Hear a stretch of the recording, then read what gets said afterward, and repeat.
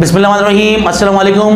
Today we are going to make a structure of ethene, जो कि molecular orbital theory से belong कर रहा है। Last time we have done structure of methane. Today we are going to make a structure of ethene. Ethene is C2H4 is the molecular formula of ethene. Here carbon belong to element of group 4a. It means that it contain 4 electron in its valence shell, and hydrogen belong to group 1a. It has 4 electron.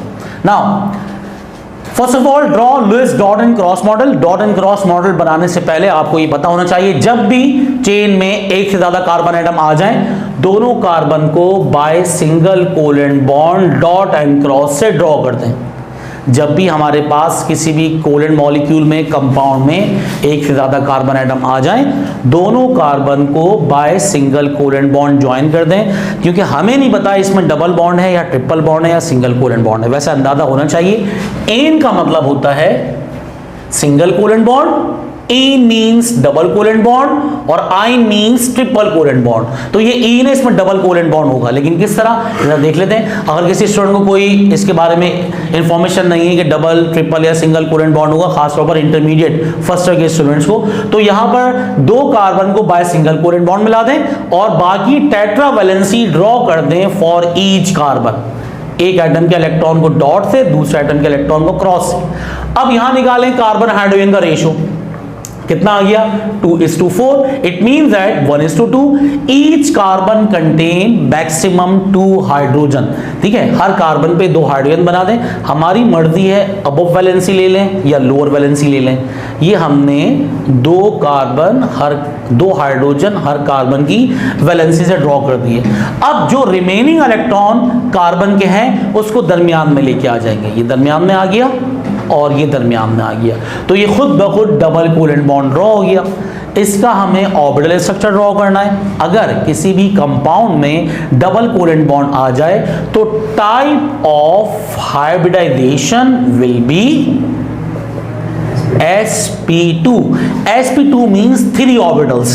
3 orbitals, 3 active set. It means that stable geometrical molecular structure will be trigonal. तो इसका structure trigonal होगा and bond angle become 120। देखिए, सबसे पहले अगर हम देखें इसके अंदर, तो हर कार्बन के पास 2 हाइड्रोजन है।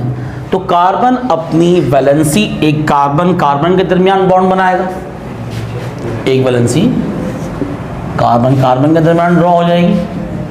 ठीक है, और बाकी जो रिमेनिंग वैलेंसीज हैं उसके 2 सिग्मा बॉन्ड बनेंगे विद हाइड्रोजन। ठीक है, तो सबसे पहले हमने ये ट्राइगोनल स्ट्रक्चर बना लिया। ये sp2 हाइब्रिडाइज्ड ऑर्बिटल, sp2 इसको हम कहेंगे sp2 सिग्मा बॉन्ड। इसी तरीके से ये भी sp2 हाइब्रिडाइज्ड ऑर्बिटल, sp2 और ये sp2। Each carbon contain 2 hydrogen, hydrogen has s orbital. यहां पर भी s ऑर्बिटल आ गया, 2 हाइड्रोजन।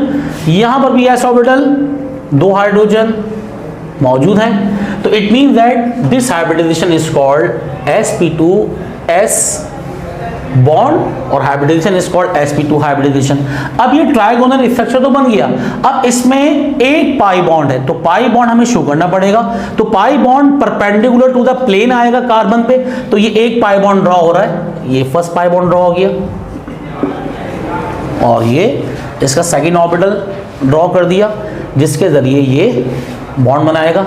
ये समझें, एक पाई बॉन्ड ड्रॉ हो गया और ये जो स्ट्रक्चर है ये आ गया ट्राइगोनल स्ट्रक्चर ऑफ इथीन। इसी तरह पेंसिल से या पेन से ये ट्राइगोनल शेप दिखा सकते हैं। ये आ गई शेप ट्राइगोनल किसकी? इथीन की। तो यहां पर हमने मॉलिक्यूलर ऑर्बिटल थ्योरी के जरिए इथीन C2H4 का स्ट्रक्चर ड्रॉ कर दिया, जिसमें टाइप ऑफ हाइब्रिडाइजेशन sp2 है। बॉन्ड एंगल कितना है इसका? 120। अभी बॉन्ड एंगल होगा, इसका ताल्लुक पाई बॉन्ड से नहीं है। ये बॉन्ड एंगल इन 2 ऑर्बिटल के दरमियान हो सकता है 120, इन 2 ऑर्बिटल के दरमियान और इसके दरमियान।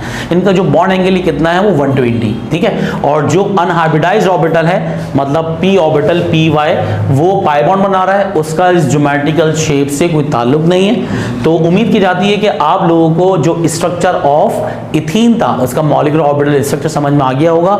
इन the next class we will discuss how can we draw the structure of ethyne, water, ammonia and ethane. तो if you have any query regarding understanding the molecular orbital theory of ethene, so you can directly comment और message. अपना ख्याल रखें। अल्लाह हाफ़िज़, फ़ी अमान अल्लाह।